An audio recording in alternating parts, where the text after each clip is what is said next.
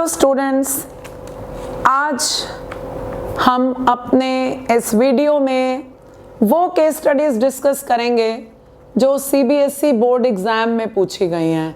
पिछले कुछ ईयर्स के अंदर जो एग्ज़ाम्स में पूछी गई हैं वो केस स्टडीज़ यहाँ डिस्कस होंगी, लेकिन आज यहाँ इस वीडियो में वो डिस्कस होंगी जो थोड़ी शॉर्ट हैं।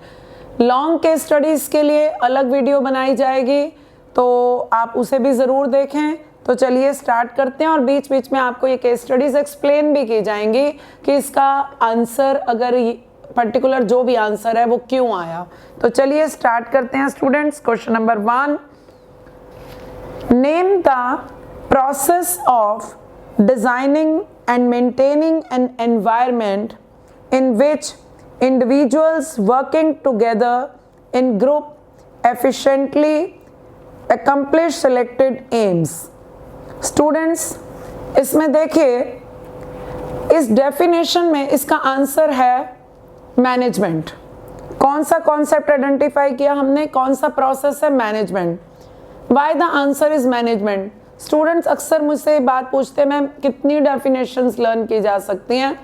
तो देखिए, इतनी ज़्यादा तो डेफिनेशंस हम नहीं लर्न कर सकते, हमें कुछ वर्ड से ही पता चल जाना चाहिए कि इसका आंसर क्या है। प्रोसेस वर्ड मैनेजमेंट के लिए है चैप्टर 1 में, कोऑर्डिनेशन के लिए भी है, लेकिन इसमें साथ में बात हो रही है एफिशिएंटली की, बात हो रही है सिलेक्टेड एम की। एम यानी कि गोल, तो इसलिए आंसर किसकी तरफ है? मैनेजमेंट की तरफ। स्टूडेंट, सीबीएसई में ये क्वेश्चन 2008 में आया ऑल इंडिया में, लेकिन क्योंकि आपको पता है देयर आर 3 सेट्स, तो बाकी के जो 2 सेट्स में थे उसमें जो लैंग्वेज यूज़ की गई वो भी मैं डिस्कस करूंगी। आंसर सब में मैनेजमेंट ही था। चलिए, name the process of working with and through others to effectively achieve organisational objective by efficiently using its limited resources in the changing environment।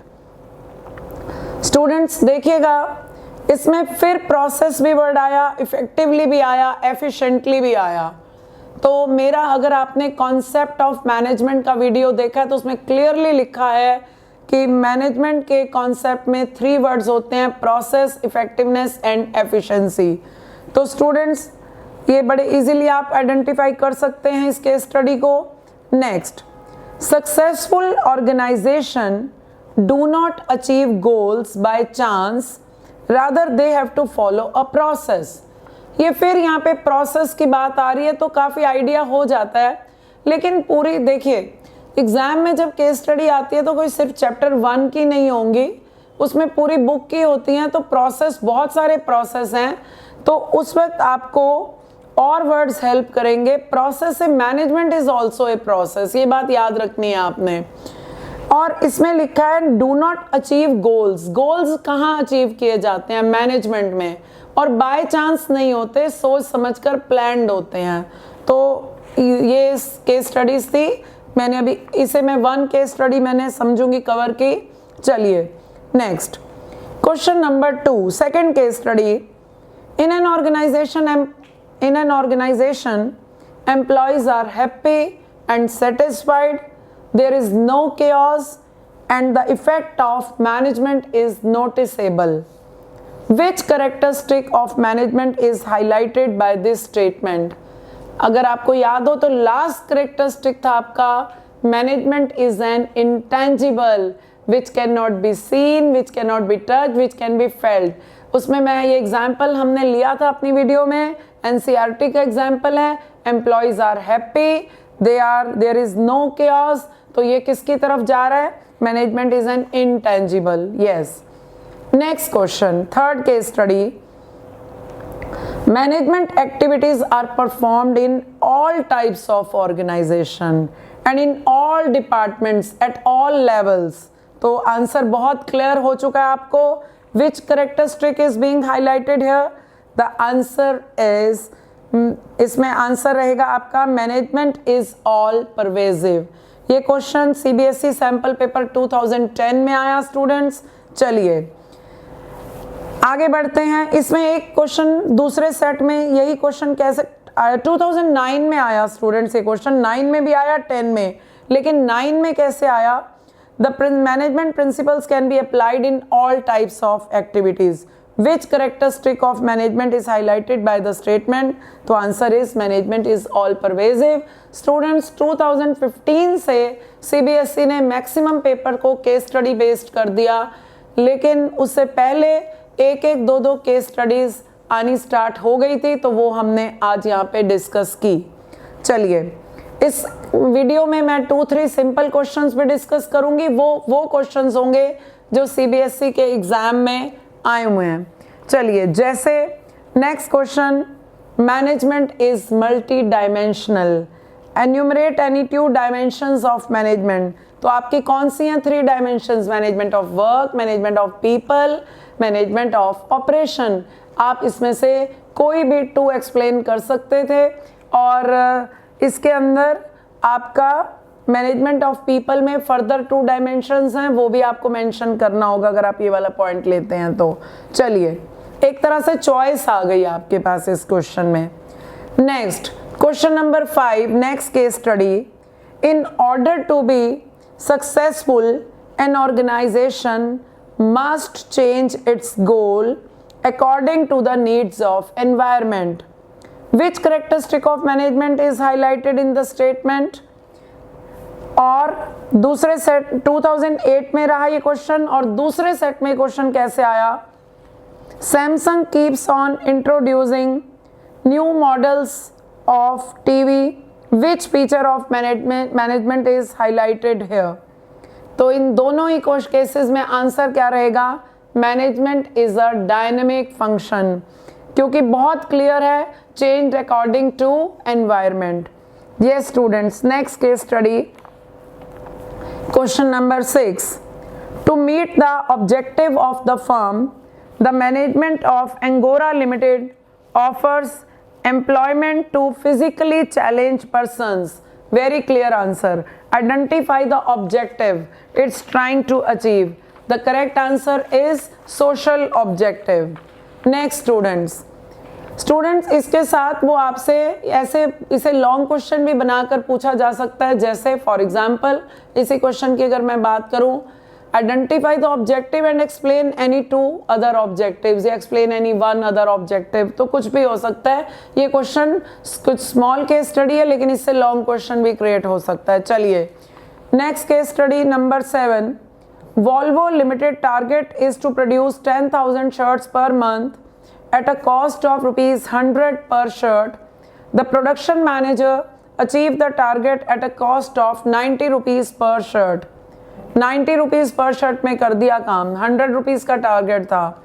Do you think the production manager is effective? Effective पूछा गया है। Yes. Yes, the production manager is effective. 2010 में आया ये question CBSE में। Yes, the production manager is effective because he has been able to achieve the target. देखिए बच्चों, आप सोचेंगे कॉस्ट है, एफिशिएंसी की बात होनी चाहिए थी, क्योंकि टारगेट टाइम पे भी पूरा हुआ है। ये मैनेजर इफेक्टिव भी है और एफिशिएंट भी है। Next question number 8। Your grandfather has retired as the director of a manufacturing company. At what level of management was he working? Different type of function. Yes. And explain the different type of functions performed at this level. तो देखिए कौन से level पे थे?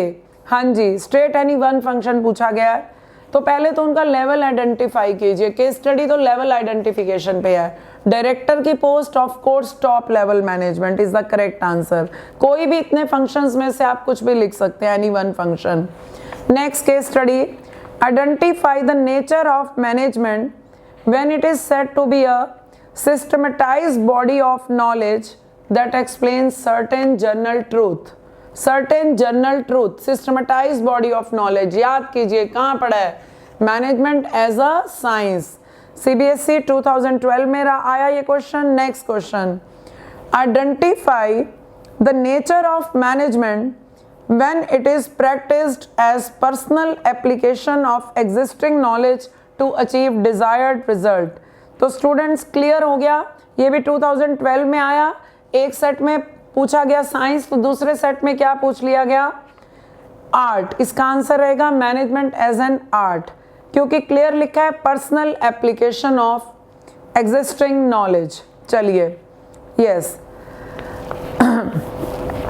इसी question को एक और सेट में, फॉरेन वाले 2012 के सेट में पूछा गया, identify the nature of management when a manager applies the existing theoretical knowledge in his own unique manner. तो स्टूडेंट्स इसका आंसर रहा मैनेजमेंट एज एन आर्ट। ये students, next question, one of the organizational objective of management is growth of a business. How can growth of a business be measured?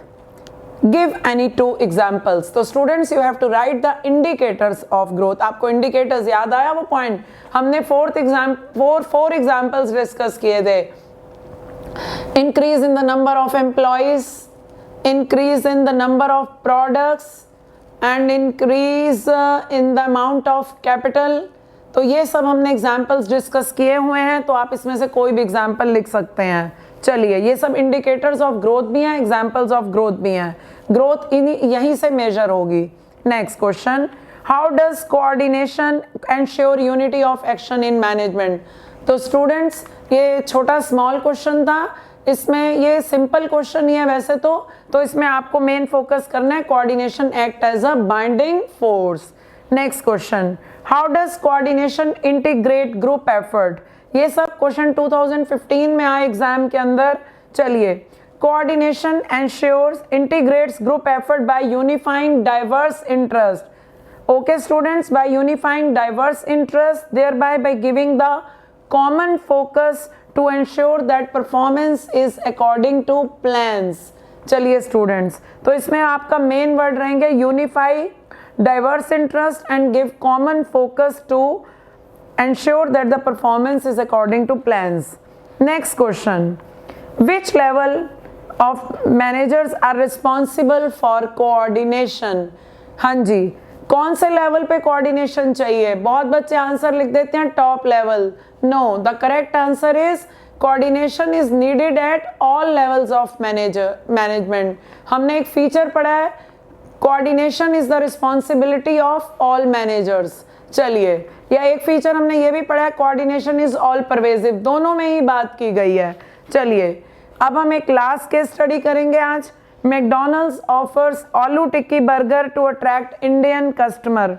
Despite being a multinational food chain, identify and discuss the characteristic of management highlighted in the given case. The correct answer is management is a dynamic function. मुझे आपको याद होगा, ma'am ने अपना example लिया था कि McDonald's जब इंडिया में आया था तो उसने अपने प्रोडक्ट के अंदर मेजर चेंजेस किए थे। उसने इंडिया में आकर फर्स्ट टाइम मैक आलू टिक्की बर्गर बनाया। ओके स्टूडेंट्स, तो ये थी हमारी शॉर्ट केस स्टडीज। अब एक वीडियो हम और बनाएंगे इसके ऊपर, जिसमें हम बड़ी वाली लॉन्ग केस स्टडीज डिस्कस करेंगे। तो students, okay, thank you, have a nice day.